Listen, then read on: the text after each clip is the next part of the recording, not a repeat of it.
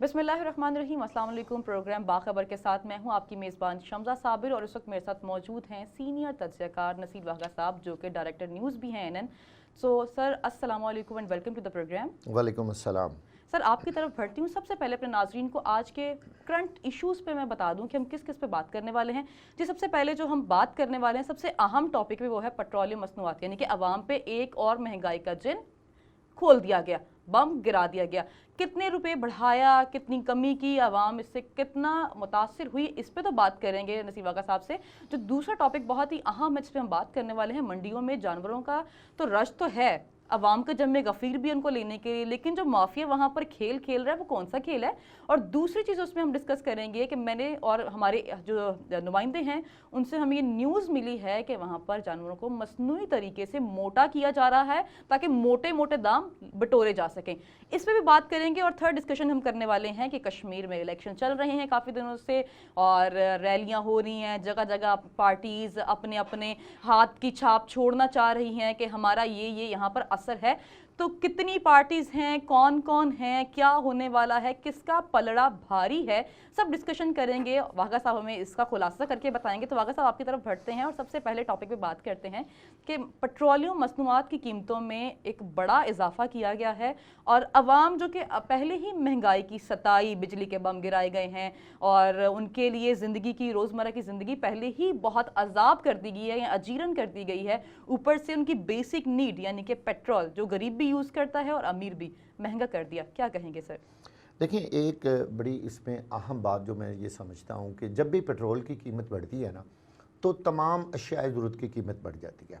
हर शख्स ने इसको ना इसके साथ रिलेट किया हुआ है, जोड़ा हुआ है। आप कहीं भी जाएंगे, जैसे ही कीमत किसी चीज़ की ज़्यादा होगी और आप उसकी वजह पूछेंगे तो वो कहेंगे जी देखिए पेट्रोल इतना महंगा हो गया है। हालांकि हर चीज़ पेट्रोल से रिलेटेड तो नहीं है, लेकिन पेट्रोल इस वक्त हर अमीर और गरीब की ज़रूरत है। अफसोस की बात तो ये है, देखें कि पेट्रोलियम मसनूआत में इस बार जो इजाफ़ा हुआ है वो बहुत बड़ा इजाफ़ा हुआ है, यानी 5 रुपये और 20-25 पैसे इन्होंने इजाफ़ा किया है और 118 रुपये से ऊपर हो गया है पेट्रोल फी लीटर। बुलंदतरीन सतह पे जी इस वक्त मैं ये समझता हूँ कि इस हुकूमत से ये कोई शख्स एक्सपेक्ट नहीं कर रहा था कि पेट्रोल की कीमत इस कदर ज़्यादा बढ़ा दी जाएगी। अब बात यह है कि आप पूछेंगी कि आखिर गवर्नमेंट क्या करे। मैंने कुछ प्रोग्राम्स भी सुने, लोगों ने वज़ीर आज़म से ये सवाल किया कि जी देखें आप पेट्रोल की कीमत बढ़ा रहे हैं, आपकी हुकूमत में बहुत ज़्यादा प्राइसेस बढ़ गई हैं, लोग क्या करें, लोग अपनी ज़िंदगी कैसे गुजारें। देखिए मैं ये समझता हूँ एज ए जर्नलिस्ट कि हमें जो ख्याल था, हमारा जो एक हमें उम्मीद थी कि इमरान खान साहब की जब हुकूमत आएगी, पहली बात तो यह है कि काबीना छोटी होगी, वज़ीर मुशीर और इनके जो अल्ले तलल्ले हैं तादाद कम की जाएगी। तादाद कम करने के साथ साथ इनके जो अखराजात हैं वो भी कम होंगे, गाड़ियों की तादाद कम होगी, वहाँ से जो बजट बचेगा वो आवाम के पर इस्तेमाल होगा। इन चीज़ों की जो प्राइसेस हाई होती हैं वो उधर से बजट इधर डाल के, देखिए यही तरीका होता है। एक तरफ से आप बचत करते हैं और दूसरी तरफ में वो चीज़ें जब वही पैसे आप डालते हैं तो तभी चीज़ों की कीमतें कम होती हैं, वरना और तो कोई रॉकेट साइंस नहीं है। लेकिन अफसोसनाक बात यह है कि ये वही जो काबीना है, वही साइज़ है काबीना का और वही ज़्यादातर लोग भी खैर वही हैं। इससे प्रोटोकॉल्स कम होने की बजाय बढ़ गए, जहाँ पे प्रोटोकॉल बढ़ गए, खर्चा हो रहा है, अखराजात बढ़ गए हैं, मुशीर भी वही हैं, वज़ीर भी उतनी ही तादाद में हैं और उनके अखराजात तो कम नहीं हुए। ठीक है, अब पेट्रोल की कीमत बढ़ाना क्यों पड़ती है? मैं आपको बताऊं कि जो हुकूमत के अखराजात हैं, जैसे ही देखें जब समरी जाती है प्राइम मिनिस्टर के पास जाती है जी ओगरा से बन के कि जी इतना पेट्रोल बढ़ाना ज़रूरी है। अब ज़ाहिर है वज़ीर आज़म ये सवाल करते हैं कि भाई ये पेट्रोल की कीमत बढ़ाना क्यों ज़रूरी है। अब उनको ये बताया जाता है कि हुकूमत के अखराजात पूरे करने के लिए और हुकूमत चलाने के लिए ये चीज़ें ज़रूरी हैं और हमें इतने टैक्सेस लगाना पड़ेंगे और ये वो टैक्स है जो हर शख्स मजबूरी से देगा और हर शख्स इस टैक्स में आ जाएगा। बस पेट्रोल की कीमत आप बढ़ा दें, हर एक का खून निचोड़ के हम आपको दे देंगे, जो कि बहुत बड़ा जुल्म है। اس بات پہ وزیر اعظم کو، کوئی بھی وزیر اعظم ہو، میں عمران خان کی اکیلے کی بات نہیں کر رہا، دیکھیں پچھلی حکومتوں میں بھی پیٹرول کی قیمتیں بڑھتی رہیں، ان کا کام یہ ہے کہ وہ سب سے پہلے یہ کہیں کہ بھائی ہم اپنے وزیروں مشیروں کی تعداد کیوں نہ کم کریں. ہمارے جو اخراجات ہیں وزیر اعظم ہاؤس کے، جو سی ایم ہاؤس، وزیر اعلیٰ ہاؤس کے، جو ہمارے منسٹروں کے، ہمارے مشیروں کے، ہمارے دوسرے جو پروٹوکول کے اخراجات ہیں، ہم وہ کم کریں، اور وہی جو پیسہ ہے وہ ہم پیٹرول کی پرائسز نیچے کرنے کے لیے استعمال کریں، لوگوں کو سبسڈی دیں. لیکن خان صاحب یہاں پہ یہ بھی تو کہتے ہیں کہ ہمارے پروٹوکولز، ہمارے اخراجات باقی گورنمنٹ سے بہت کم ہو چکے ہیں. یہ بات وہ تو اپنا آپ سب کے سامنے رکھ دیتے ہیں کہ ہمارے تو وہ میں نے تو اتنا خرچ کیا ہی نہیں جتنی باقی وزیر اعظم کرتے رہے ہیں. مجھے امید ضرور تھی جب وزیر اعظم عمران خان نے چارج سنبھالا اور وہ وزیر اعظم بنے، آپ یقین کریں کہ مجھے پوری امید تھی کہ عمران خان کے دور میں کم از کم یہ عللے تللے جو ہیں یہ کم ہو جائیں گے اور لوگوں کو اس میں ریلیف ملے گا. لیکن 1 روپے کا بھی فرق نہیں پڑا. اگر وزیر اعظم ہاؤس کے کچھ اخراجات کم ہوئے ہیں تو آپ یہ دیکھیں کہ ان سے عوام کو کیا فائدہ پہنچا ہے. ہم نے تو یہ دیکھنا ہے نا کہ گراس روٹ لیول پہ نیچے لوگوں کو کیا فائدہ پہنچا ہے. خان صاحب ہر بات پہ یہ بھی تو کہتے ہیں آپ نے گھبرانا نہیں ہے، ان کا پیٹ ڈائلوگ ہے، وہ تو عوام مرتی ہے مرے، وہ تو 3 سال ہو کاٹتی ہے تو کاٹے. اب عوام گھبرانے سے آگے جا چکی ہے. یہ نیکسٹ لیول ہو گیا. ہم سب لوگ جو ایون کہ بہت سارے میڈیا کے لوگ بھی، پبلک کے لوگوں نے بھی عمران خان صاحب سے بہت زیادہ امیدیں وابستہ کی ہوئی تھیں کہ عام شخص جو ہے جو اس وقت مہنگائی کی چکی میں پس رہا ہے شاید اس کو کوئی ریلیف ملے گا، اور بہت زیادہ امید تھی. لیکن سب کچھ اس کے برعکس ہوا. اب لوگوں نے تو اپنی ضروریات زندگی دیکھنی ہے نا. آپ کہتے ہیں کہ دیکھیں اتنے قرضے واپس ہو گئے حکومت کا، یہ بھئی آپ کا نیچے والا جو غریب طبقہ ہے وہ اس وقت کس حد تک پس چکا ہے. ان کے لیے ایک وقت کی روٹی کا جو انتظام کرنا ہے وہ بہت مشکل ہے. لیکن سر خان صاحب کہہ رہے ہیں تو ہم تو بہت احساس کر رہے ہیں، احساس پروگرام، فنڈنگ کرنا جگہ جگہ. اچھا خان صاحب نے گھروں سے روٹی چھین کے سڑکوں پر دینا شروع کر دی، اس چیز کے بارے میں مجھے کبھی سمجھ نہیں آئی. یہ جو انہوں نے کھانے پکانے اور رہائش گاہوں کے لیے یہ جگہ جگہ پہ انتظام کیا ہے نا، میں آپ کو بتاؤں افسوس کے ساتھ یہ کوئی حل نہیں ہے. دس از ٹوٹل رانگ. یہ غلط طریقہ ہے کہ آپ خانقاہیں بنا دیں، لوگوں کو جی رات کو یہاں رہ لیں، لنگر کھا لیں. لنگر کھانے بنا کر آپ نے کون سا یہ یعنی ایک لوگوں کو اور بیکاری بنانے کا دوسرا طریقہ آپ نے بنا لیا. سر پھر ان کی فوٹیجز لی جاتی ہیں اور ان کو سوشل میڈیا پر چسپاں کیا جاتا ہے اور ان کو ان کی ہی نظروں میں گرایا جاتا ہے. تو بات یہ ہے کہ دیکھیں نا سیاست بھی تو کرنی ہے. اگر ہم نے ساری چیزیں سیاست میں لا کے لوگوں کی مدد کرنے کو بھی ہم نے سیاست کے ساتھ جوڑ دینا ہے تو پھر افسوسناک بات ہے نا. یہ آپ اس طرح کے لنگر خانے کھول رہے ہیں لوگوں کو رہنے کے لیے، جی شیلٹر ہاؤس، یہاں شیلٹر ہاؤس ہم نے غریبوں کے لیے بنا دیا ہے. اب شیلٹر ہاؤس کے جو اخراجات ہیں ابھی تو وہ ایک بڑا سکینڈل آئے گا کہ وہ کس قدر مہنگی خریداری ہو رہی ہے.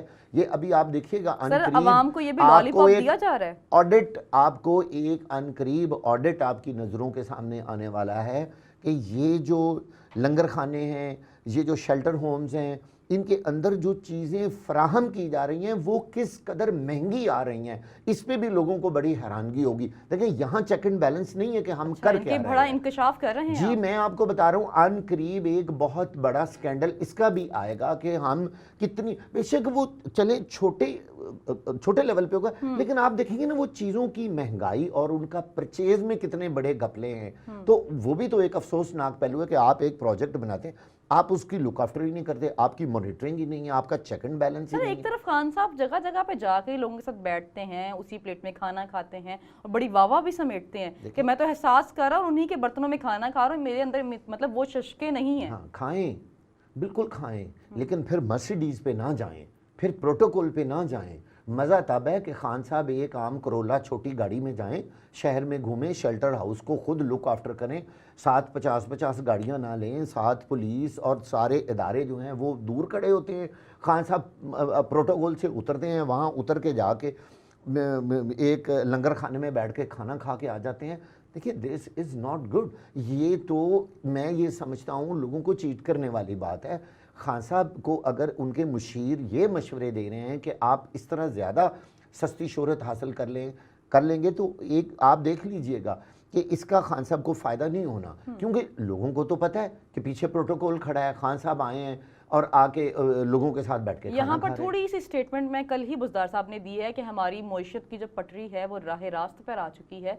मुझे समझ नहीं आ रहा, एक तरफ तो कीमतें आसमान से बातें कर रही हैं, तो किस मईशत का मुआवजा कर रहे हैं? हाँ देखिए, वो मईशत से मुराद लेते हैं पाकिस्तान की एक्सपोर्ट और इम्पोर्ट। ठीक है कि पाकिस्तान की एक्सपोर्ट बढ़ गई हैं और पाकिस्तान की इंपोर्ट्स पे इन्होंने कुछ बैन लगा के जो पुरतयश अशिया थी, जो महंगी चीज़ें थी, उन पे इन्होंने ड्यूटी ज़्यादा लगा के उनको रोका है। जैसे ये अमल सर मैं चाहती हूँ कि हमारी आवाम के सामने थोड़ी सी एग्जांपल भी दें, कौन सी चीज़ें सस्ती हुई हैं? देखिए इस दफ़ा इस बजट में बहुत सारी चीज़ें, ये एक चीज़ पे मुझे इख्तलाफ, इस बजट पे मैं आपको बता, इत्तेफाक करते हैं? देखें इस बजट में जो उन्होंने गाड़ियों की कीमत कम की है वो गलत किया है, क्योंकि आपने अगर गरीबों के लिए काम करना था ना तो फिर आप 1000 सीसी या 800 सीसी गाड़ी की कीमत कम कर देते। ठीक है, आप देखें कि उन्होंने लैंड क्रूजर, BMW, मर्सिडीज और तमाम बड़ी बड़ी गाड़ियां खरीदने वालों को भी वो रिलीफ दे दिया जो एक गरीब बंदे को रिलीफ, जो आटे दाल चीनी और घी देना जो उधर मिलना चाहिए था, आपने वो दे दिया। बिल्कुल ठीक कह रहे हैं आप। अब दूसरे पॉइंट पे आते हैं, मंडी में जानवरों का रश तो हमेशा की तरह जब ईद उल अजहा आती है तो सर रश तो बहुत ज़्यादा हो जाता है,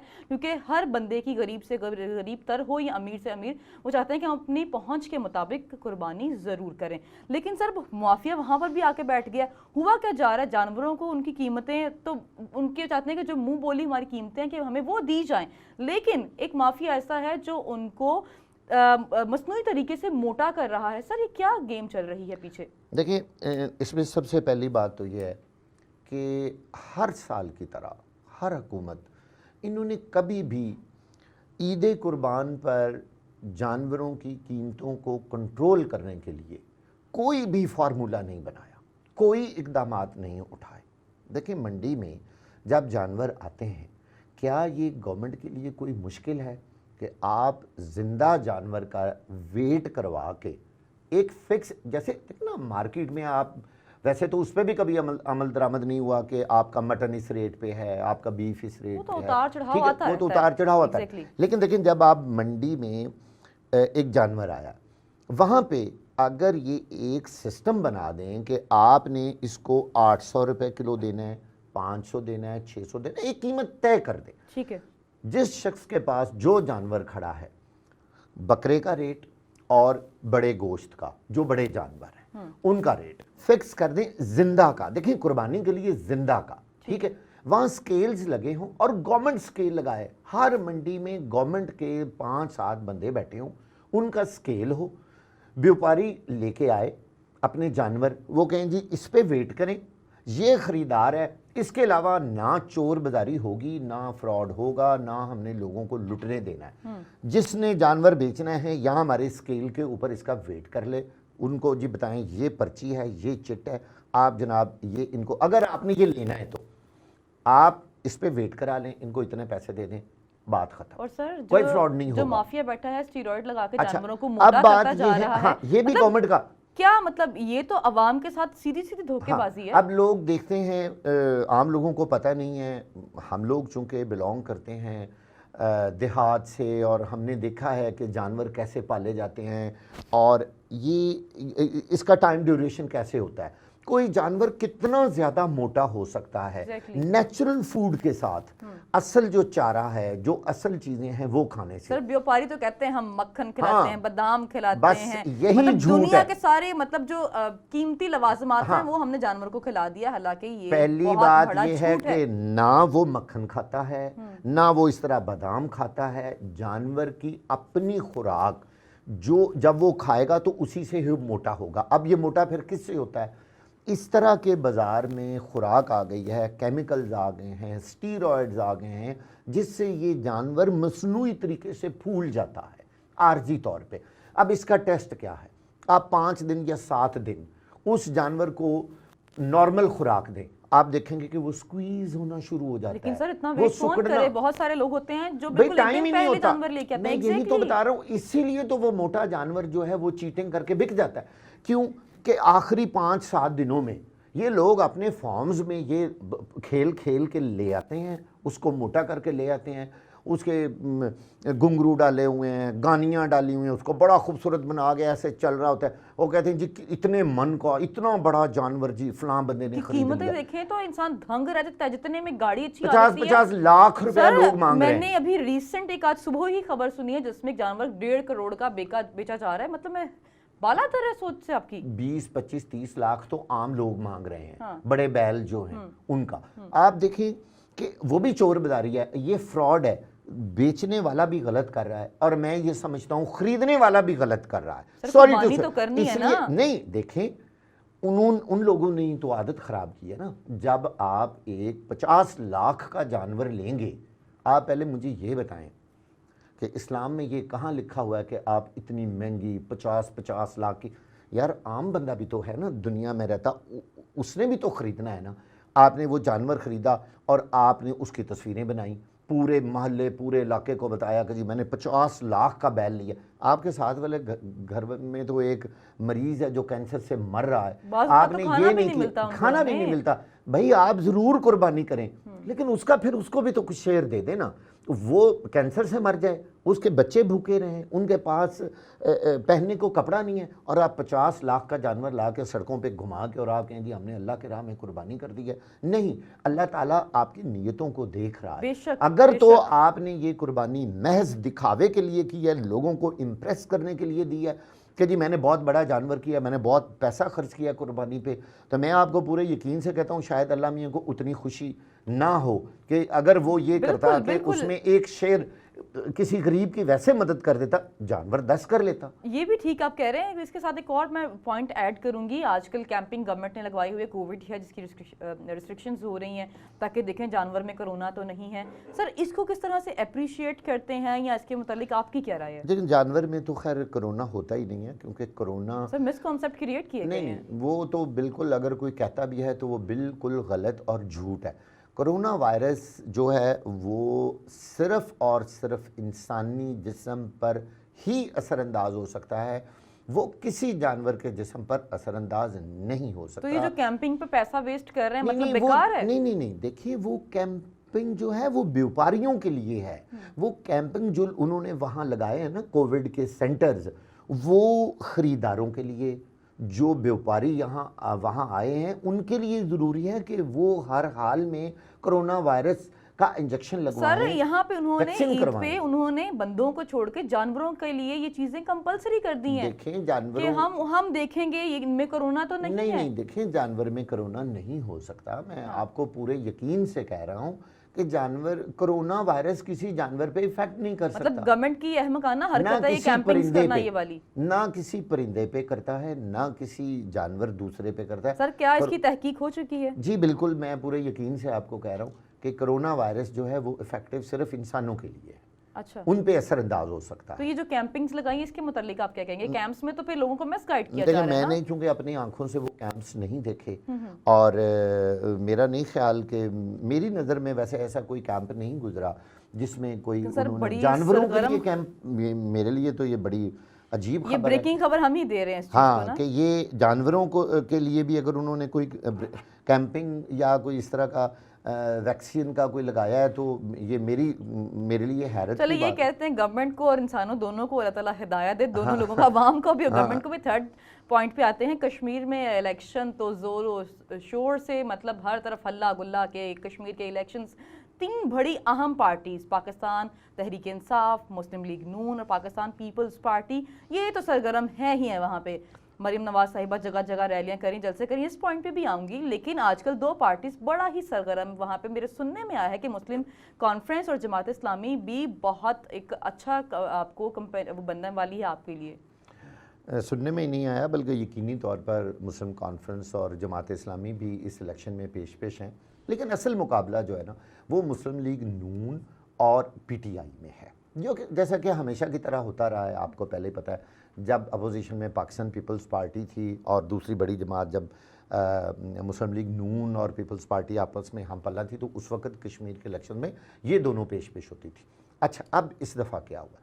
اس دفعہ دیکھیے کہ ٹوٹل 45 سیٹیں ہیں جن پہ الیکشن ہو رہا ہے وہاں پہ، اور 724 کینڈیڈیٹس ہیں، یعنی کینڈیڈیٹس کی تعداد بہت زیادہ ہے، اور 33 حلقے ہیں جو کہ آزاد کشمیر میں ہیں، اور 12 حلقے وہ ہیں جو پاکستان بھر میں ہیں جہاں کشمیری اپنا اپنا ووٹ ڈالیں گے، اپنا حق رائے دہی استعمال کریں گے، اور اس کے بعد جو رزلٹ ہیں وہ آپ کے سامنے آئیں گے۔ لیکن میرے خیال کے مطابق جو میں پچھلے دنوں سے دیکھ رہا ہوں میڈیا پر بھی اور باقی بھی ہماری اپنی ایک آبزرویشن ہے، اس میں نون لیگ اور پی ٹی آئی ہی دونوں اہم کردار ادا کریں گے۔ مریم نواز نے ابھی حال ہی میں آزاد کشمیر میں جا کے جو جلسے کیے ہیں وہ بڑے اچھے ابھی کر بھی رہی ہیں، ہاں سر کر بھی رہی ہیں، جو انہوں نے پہلے بھی کیے ہیں وہ بڑے اچھے لیول پہ ہیں، کیا اس میں لگ رہا ہے بڑی سر؟ تعداد میں آئی ہے ایک لوگوں سوال کی۔ میں یہاں پر آپ جی سے جی مزید کرنا چاہوں جی گی جی کہ جو مریم صاحبہ یہاں پر جلسے کر رہی ہیں، جو وہ سوال کرتی ہیں عوام سے، یا جواب کرتی ہیں، یا جو ڈیفینڈ کرتی ہیں پارٹی کو،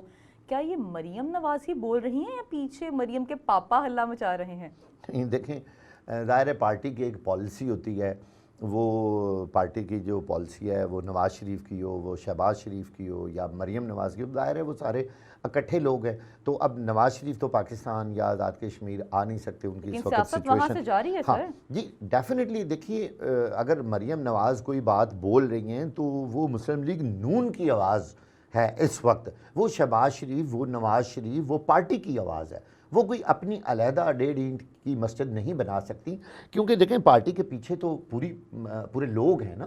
نواز شریف کو آپ پارٹی سے نکال دیں گے تو وہ نون لیگ کے مطابق یہ پارٹی صفر ہو جائے گی، ختم ہو جائے گی، ٹھیک ہے۔ تو مریم نواز کے جلسوں میں جو لوگ آ رہے ہیں یقینی طور پہ ان کی نون لیگ کے ساتھ افیلیشن ہے، اور نون لیگ کے ساتھ افیلیشن کا مطلب ہے نواز شریف کے ساتھ افیلیشن۔ لوگ وہاں کہتے ہیں جی شہباز شریف کے ساتھ افیلیشن، ہمارے باقی لیڈرز بھی ہیں، ان کی وجہ سے ان کے جلسے ٹھیک ہو رہے ہیں۔ اچھا، اب جو پی ٹی آئی ہے ظاہر ہے وہ پاکستان میں اس وقت وننگ پارٹی ہے اور حکومت میں ہے اس وقت، اور ہمیشہ سے ایک بات یاد رکھیں کہ جو یہ الیکشنز ہیں نا کشمیر کے، آزاد کشمیر کے یہ الیکشن، ان پہ حکومتی پارٹی کا بہت زیادہ اپر ہینڈ ہوتا ہے۔ اچھا، ہاں ہمیشہ سے حکومتی پارٹی کا اپر ہینڈ ہوتا ہے وہاں پہ۔ اگر تو پاکستان میں اس وقت جو سچویشن ہے پی ٹی آئی کی، ویسے تو اصولاً وہی رزلٹ اسی طرح ہی آزاد کشمیر میں آنا چاہیے، اور مجھے یہ لگ رہا ہے کہ لیکن دوسری طرف دیکھیں گے وہاں اس وقت جو گورنمنٹ ہے وہ نون لیگ کی ہے ایگزیکٹلی۔ آزاد کشمیر کی، جو ابھی وہ کیوں تھی پہلا؟ کیونکہ اس وقت نون لیگ کی حکومت تھی۔ اب کیا لگ رہا ہے کس کا اب کون جیتنے والا ہے؟ میرا یہ خیال ہے کہ دونوں پارٹیاں جو ہے نا وہ کوئی واضح اکثریت نہیں لیں گی۔ اچھا، ہاں جی، یہ نہ P T I us position میں ہوگی اور نہ نون لیگ ہوگی، ان کے ساتھ کون سی ملیں گے، خفیہ پارٹی جیتنے والی ہے سر؟ دیکھیں ان کے ساتھ ملیں گے مسلم کانفرنس والے، ان کے ساتھ ملے گی جماعت اسلامی اچھا، یہ اب دونوں جماعتوں اور کے بارے میں پیپلز کہہ رہے ہیں۔ پارٹی۔ دیکھیں نا یہ پانچ جماعتیں ہیں نا، اب چونکہ کوئی بھی جماعت جو ہے نا، یہ میں آپ کو واضح بتا رہا ہوں کہ کوئی اتنی بڑی واضح اکثریت نہیں لے گی۔ گورنمنٹ بنانے کی پوزیشن میں جو بھی پارٹی ہوگی وہ اپنے الائز اکٹھے کریں گی، اپنے اس کے باقی جو دوسرے لوگ ہیں ان کی مدد سے وہاں گورنمنٹ بننی ہے۔